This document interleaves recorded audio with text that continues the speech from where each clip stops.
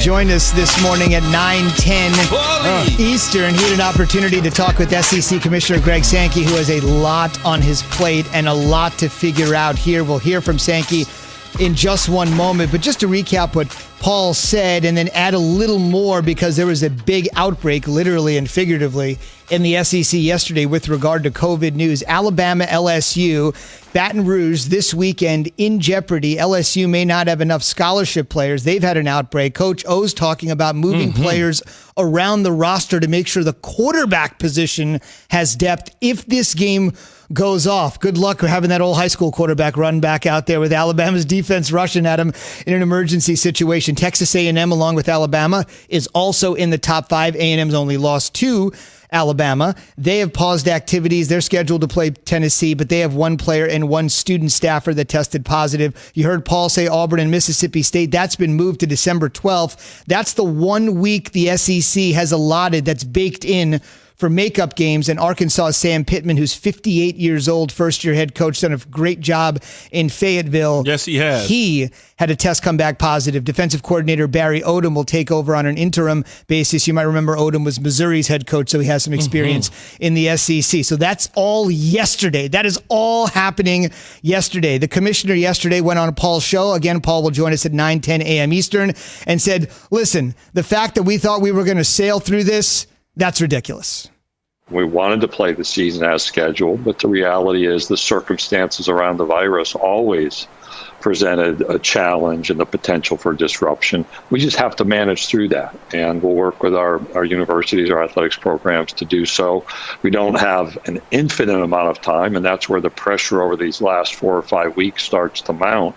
So the adjustments may be a little bit different than we contemplated 6 weeks ago, but still our focus is on trying to play as much of the football schedule as possible, and then we're going to deal with this disruption as it occurs and make adjustments and maintain the spirit of cooperation, collaboration, and flexibility we've had today.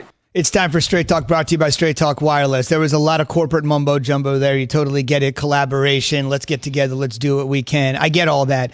Let's jump into the meat of what he told Feinbaum. Here's the bottom line. December 19th is the SEC championship game. The week before that I mentioned, that's the 1 week where the league has essentially said any makeup games that need to happen, like LSU in Florida, Missouri and Vanderbilt, all those games will be played that particular week. But key, Commissioner Sankey also said we could play games on December 19th that involve teams that aren't involved in the SEC title game. So sure, that's our marquee showcase, SEC title game, December 19th, whoever is playing. And if anybody needs to make up a game on the 19th, it's available. It may not affect who plays in the SEC championship game or who goes to the playoff, but if you need to get that game in there and you can't do it on the 12th, you could play it on the 19th. The reason I bring that up, a team like LSU, they are scheduled to play Florida on December 12th. They could play Alabama on December 19th, but it doesn't make any sense. That would be the SEC championship game.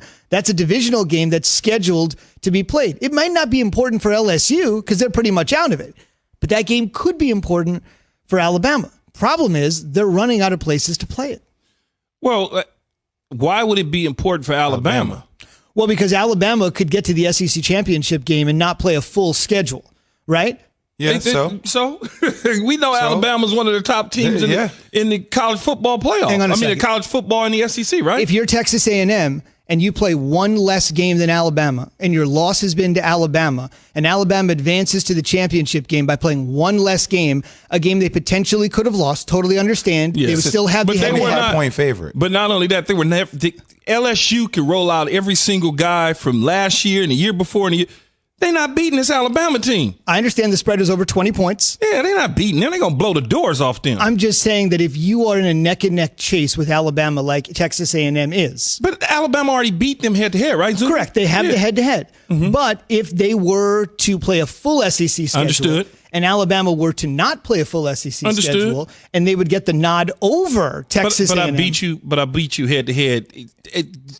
Alabama was never losing to LSU. I understand A&M fan base and how A&M people may feel, but you already lost to Alabama, and Alabama was not going to lose to LSU. So stop thinking that way. Even rationalize that, Key, and I'm with you on that. this is what we expected going into a 2020 year full of COVID and not sure if teams will be able to play or not, right? We expected there not to be this, hey, everything has to be fair. Like, didn't we expect this? Like, didn't we? Absolutely. So that's where I'm a little bit lost. Like, now we want it to be fair, even though it may not have a chance to work out that way. But it is fair. You know why it's fair? You know why it's fair? Because it's Alabama. That's why it's fair. It's Alabama. It's not fair because if A&M has even a 1% chance to win the SEC West, everybody else in that division should be stacked up against them. If you're LSU and you're out of the race, yes, that's fine. But if you're A&M and you have, yes, you're right, Alabama has the head-to-head. But anything could happen. Mac Jones gets injured and suddenly they got Alabama, another dude right behind him. That's fine. They do have a true freshman from California, yeah, your guy, absolutely, ready to go. Yes. I'm just saying that if you're in the hunt and you're in the top 5. Bryce Young is right there waiting in the wings. Well, and if you're Alabama, you play LSU and somebody from LSU has COVID and you don't know, and then one of your star players from Alabama catches COVID, then you're going to be screwed out playing the national championship game. I'm saying there's a lot of scenarios where I hear what scenario that you're justifying in your mind. I could pose other scenarios because of that game that you might have to play at the last second that can then all of a sudden put Alabama in a position where they may not be able to win a national championship. So that's what I'm saying. There's nothing fair about this year. It's all uneven, but we kind of expected this going into this year if you're planning on playing in a COVID year, correct? I don't think that's going to happen. Let's hypothetically go to Texas A&M for a second. Okay, let's say Texas A&M rises to number 2 in the polls. Got it. Ohio State loses, Notre Dame loses. Got it. They rise to number 2 in the polls. Yes. And they can't play in the SEC championship game because Alabama has won the West. But they still feel like, wait a minute, not only did we not get a chance to play in the SEC championship game, the team that does have the head-to-head with us played one less game. And you're number 2 in the country and you're not playing on championship weekend. But I don't understand, why would you think that I would put them ahead of Alabama? I'm just saying everybody's got to play their games because you never know, to Jay's point, what the outcome could be depending on who's on the field. Yeah, I don't think A&M can beat Alabama, and I certainly don't believe LSU has a chance to beat Alabama. Fair enough. I'm just saying the rest of the schedule. Just the rest of the schedule has to be played out. Straight Talk Wireless, no contract, no compromise. We're asking you this morning, the biggest threat to the Chiefs in the AFC is? Alabama. Let us know. 888-SAY-ESPN, 888-729-37.